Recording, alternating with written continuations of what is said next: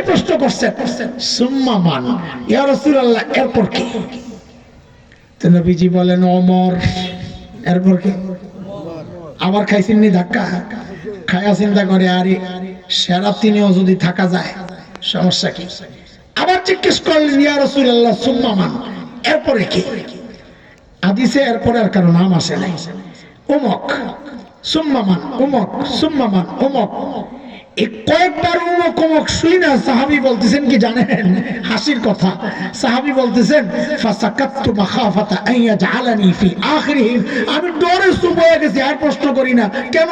এভাবে জিজ্ঞেস করতে করতে করতে করতে না জানি আমার নামটা আবার সবার শেষে যায় কিনা। থাকরে বাবা চুপ থাকি, মাঝামাঝি থাকার একটা সম্ভাবনা রইল। রিওয়ায়াত আসছে কথা, ফাসাকাততু মাখাফাতা আন ইয়াজআলানি ফি আখিরিহিম। এইবার ঠিক করে বলেন তো আল্লাহর নবী সবচেয়ে প্রিয় মানুষ কে ছিলেন? জোরে কোন তাড়াতাড়ি বলেন। আবার আমার মায়ের দুনিয়ার মর্যাদা শোনাইলাম দোস্ত। দুনিয়ার মর্যাদা হচ্ছে আল্লাহর নবীর কাছে সবচেয়ে প্রিয়। উপরের মর্যাদা আল্লাহর কাছে আরেকটা হাদিস বুখারীতে আসছে এবং হাদিসের প্রায় কিতাবে এই ঘটনা আসছে। আরেক যুদ্ধ গজওয়াতুল মুরাইসিয়া, আরেক নাম বনুল মুস্তালিক। যুদ্ধ থেকে ফেরত আসার সময় নবীজি রাতে এক জায়গায় তাঁবু গাড়ছেন, বিশ্রাম নেবেন। বিশ্রাম শেষ রাতে উঠে সবাইকে উঠালেন, বললেন রেডি হও, আমরা রওনা দিব। যার যার জরুরত ছাইরা চলে আসো তাড়াতাড়ি। নবীজির একটা অভ্যাস ছিল সফরে একজন বিবি সাথে রাখতেন। মক্কা বিজয়ের সময় 2 জন ছিলেন, আর বিদায় হজের সময় সবাই ছিলেন, এছাড়া একজন থাকতেন। ওই সফরে ছিলেন আম্মা জান আয়েশা। আম্মা জান বলেন আমিও গেলাম প্রস্তুতি নেওয়ার জন্য, ওযু ইস্তেনজা সারার জন্য। আমি যখন জায়গায় আসছি বুকে হাত দিয়া দেখি কি আমার গলায় একটা হার ছিল। হার খুব দামি হার না, হার ছিল, ওই হারটা নাই, পড়ে গেছে। বলে আমি আবার হার তালাশ করতে গেলাম। এখানে সূক্ষ্ম একটা কথা বলেনি। আজকালকার পান্ডারা আমাদের মায়েদের কথাগুলো যখন বলে বেয়াদবের মতো মনে হয় যেন তার কোনো পরিচিত বান্ধবীর কথা বলতেছে। নাউজুবিল্লাহ। মায়েদের ব্যাপার সতর্কতার সাথে আগাতে হবে। এখানে কারো মনে যেন এই সন্দেহ না ঢুকে যে একটা হারের মায়ায় এমন গভীর রাতে একা একা আম্মাজান আবার গেছেন হার তালাশ করতে। হারের প্রতি এত মায়া। আমাদের উস্তাদ আল্লামা মুফতি সাঈদ আহমদ পালনপুরি রাহিমাহুল্লাহ হযরত বলেছেন আম্মাজান হারের মায়ায় যান নাই, ওই হারটা আম্মাজান মদিনা থেকে যাওয়ার সময় একজনের কাছ থেকে হাওলাত নিয়েছিলেন। নিজের হার না, আরেকজনের হার ফেরত দিতে হবে, ওই চিন্তা আম্মাজান হার তালাশ করতে গেছেন। দুনিয়ার মহাব্বতে আর হারের মহাব্বতে যান নাই। আমার মা, মায়েদের কথা বলার সময় সর্বোচ্চ সতর্ক থাকা, এটা আমার ঈমানের অংশ, নবীকে ভালোবাসার প্রমাণ এটা। আম্মাজান হার তালাশ করতে করতে লম্বা সময় চলে গেছে। আম্মাজান যখন হার তালাশ করে জায়গায় আসছেন, আয়েশা দেখেন যে হায় আল্লাহ, নবীজি সাহাবীদেরকে সবাইকে নিয়ে জায়গা ছাইরা চলে গেছেন, কাফেলা চলে গেছে, শুনশান নীরবতা, অন্ধকার, কেউ নাই। এখানে ছোট্ট একটা প্রশ্ন রেখে যাই, একটা আকীদা ঠিক করি। আম্মাজান নিজেই বলেন আমি যে নাই কেউ জানলো না।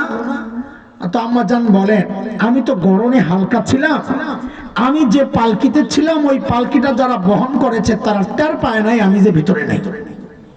সমস্যা। কিন্তু একটা কথা একটু বলি, একটু মনোযোগ লাগবে এই কথাটা।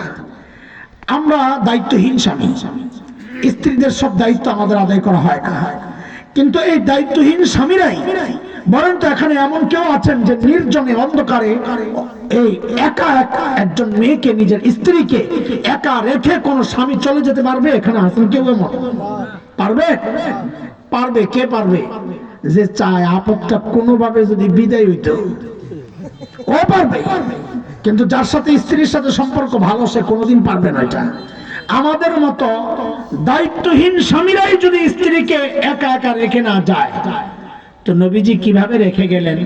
এইবার একটা প্রশ্ন করি, আপনারা আমাকে বলেন, পালকির ভেতরে আম্মাজান নাই, পালকি বহনকারীরা জানেন নাই, কারণ তারা গায়েব জানতো না। নবীজিকে জানতেন না যে আম্মাজান পালকির ভেতরে নাই? একটু বলেন তো, জানতেন না? জানতেন না। বলেন, জোরে বলেন, যেটাই বলেন জোরে বলেন, জোরে বলেন, আরো জোরে বলেন। আরে ভাই যেটা বলবেন জোরে বলেন। হ্যাঁ, আমিও বিশ্বাস করি নবীজি জানতেন না। এবার আপনারাও বলেন, নবীজি জানতেন না জানতেন না? আরো জোরে বলেন। তাইলে হাক্কানি ওলামাদেরকে কেন গালাগালি করেন যখন ওনারা বলে নবীজি গায়েব জানতেন না?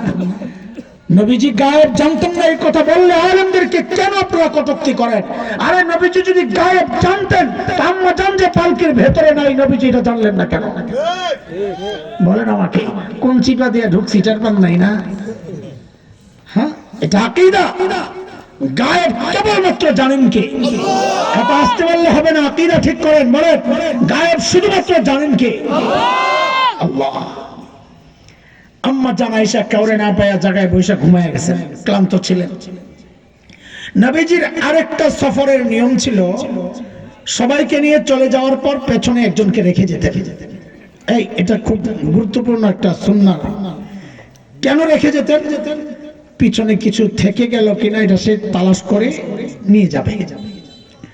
আজকালকার এই সুন্নাহটা বড় বেশি জরুরি। আমরা হজ ওমরার সফরে গেলে হযরত এয়ারপোর্টে আসলেই কিছু না কিছু পাওয়া যায়। হযরত কাম হয়েছে, কি হয়েছে? রুমের চার্জারটা ফালাই আইছি। তো ফালাই তো আইবেন, একটা সুন্নত আদায় করেন নাই যে? যদি পেছনে একজনকে রেখে আসতে তো সবাই চলে যাওয়ার পর অনেক তল্লাশি নিতে, কারো ব্রাশ রয়ে গেল কিনা, টুথপেস্ট রয়ে গেল কিনা, লুঙ্গি গামছা রয়ে গেল কিনা, মোবাইল চার্জার রয়ে গেল কিনা, তা করেন নাই তো থাকবেই তো। এটা নবীজির একটা সুন্নাহ ছিল।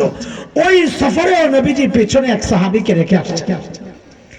ওই সাহাবী সব তালাশ করতেছে কিছু রইল কিনা। আস্তে আস্তে আম্মা জানের কাছে আইসা আম্মা জানকে দেখা সাহাবী তো অবাক হয়ে গেছেন, আম্মা জান কিভাবে রয়ে গেল। তিনি আর কিচ্ছু বলেন নাই। আম্মা জান নিজেও বলেছেন হাদিসের শব্দ, তিনি কিচ্ছু বলেন নাই, শুধু এতটুকু বলেছেন, ইন্না লিল্লাহি ওয়া ইন্না ইলাইহি রাজিউন, আর কিচ্ছু বলেন নাই। ওই সাহাবী যায় নিজের বাহন টানছেন, আয়না বসাইছেন, আম্মা জান উঠছেন, সাহাবী হেঁটে হেঁটে আম্মা জানকে বাহনে বসায়া নবীজি সামনে যেখানে অবস্থান করতেছিলেন ওখানে গেছেন। ওই দিক দিয়ে ওখানে যখন জানা গেল আম্মা জান পালকির ভেতরে নাই, মুনাফিকরা খবর ছড়াইয়া দিছে। আগে কয়েকবার নাউজুবিল্লাহ পড়ালেন আমার সাথে, বলেন নাউজুবিল্লাহ, বলেন আবার নাউজুবিল্লাহ, আবার বলেন নাউজুবিল্লাহ। মুনাফিকরা খবর ছড়াইয়া দিছে কি, ওই যে পিছনে থাকা ব্যক্তি নাউজুবিল্লাহ, ওই ব্যক্তির সাথে আম্মা জানের অবৈধ সম্পর্ক ছিল, এই জন্য আম্মা জান ইচ্ছা করে পিছনে রয়ে গেছে। এমন গরম খবর চলতেছে, শয়তান মুনাফিকরা মারাত্মক ভয়ঙ্কর ভাবে খবর ছড়াইয়া দিচ্ছে। কিছু দুর্বল মুসলমানও জড়াইয়া গেছে। যেমন তিনজনের ব্যাপারে স্পষ্ট পাওয়া যায়। কবি হাসান ইবনে সাবিত জড়াইয়া গেছিলেন। নবী হযরত আবু বকরের হযরত আম্মা জান আয়েশার সম্পর্কের ফুফাতো ভাই হযরত আবু বকরের ভাগিনা মিস্তাহ, বদরি সাহাবী, বড় সাহাবী, তিনিও কিভাবে জানি জড়াইয়া গেছেন। 3 নাম্বার, নবীজির এক শালিকা ছিলেন আম্মা জান যায়েনব বিনতে জাহাশের বোন হামনা বিনতে জাহাশ রাদিয়াল্লাহু আনহা, তিনিও জড়াইয়া গেছিলেন এই প্রপাগান্ডায়। 1 মাস পর্যন্ত মদিনার টকট বাটাউন সারা শহরে একই আলোচনা হইল। কি একটা অবস্থা, নবীর বিবির উপর অপবাদ, মারাত্মক। আপনি নিজের বিবিরটাই চিন্তা করেন না কেমন লাগে তখন। কিন্তু আম্মা জান এর কিছুই জানেন না। এই যে বাইরে এত কিছু চলতেছে আম্মা জান জানেন না। কেন জানেন না জানেন? আম্মা জানের কাছে টাচ মোবাইল ছিল না। এই টাচ মোবাইল যদি একটা থাকতো তো দেখতেন যে ফেসবুকে কি কাম চলতেছে। কথা বলেন না, বুঝেন নাই আমার কথাটা না? আচ্ছা, না বুঝলেও ভালো।